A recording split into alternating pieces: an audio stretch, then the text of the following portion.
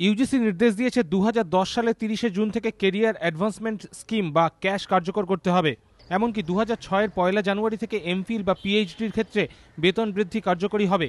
তা রাজ্যে কবে বলবৎ হবে তা নিয়ে টানাপোড়েন চলছে দীর্ঘদিন। ইতিমধ্যে ক্যাশের দাবিতে আন্দোলনেও নেমেছে কলেজ ও বিশ্ববিদ্যালয়ের শিক্ষক সংগঠনগুলি। অবশেষে রাজ্য সরকার সিদ্ধান্ত নিয়েছে 1 নভেম্বর থেকে কার্যকর হবে ক্যাশ। অর্থমন্ত্রী অমিত মিত্র মঙ্গলবার মহাকরণে জানান, সরকারি ও সরকার অনুদানপ্রাপ্ত কলেজ এবং বিশ্ববিদ্যালয়ের শিক্ষকরা এই সুবিধা পাবেন। এমনকি শারীরশিক্ষা প্রশিক্ষক, স্পোর্টস টিচার এবং সহকারী গ্রন্থাগারিক পদে যারা নিযুক্ত রয়েছেন তারাও ক্যাশের আওতায় আসবেন।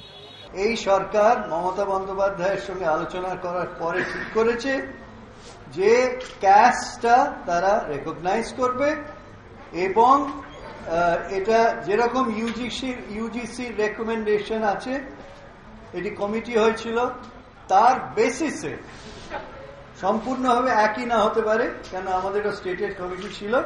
ইউজিসির রেকমেন্ডেশনের বেসিসে 1 নভেম্বর থেকে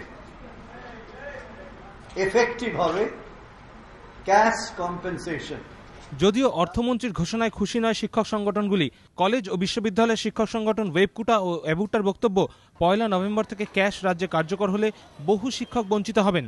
ক্যাশ ও বেতন বৃদ্ধির কার্যকর করার ক্ষেত্রে ইউজিসির যে সময়সীমা তা সরকারকে মানতে হবে, এমনও দাবি উঠেছে শিক্ষক সংগঠনগুলির তরফে। দীপক ঘোষ, এবিপি আনন্দ, কলকাতা।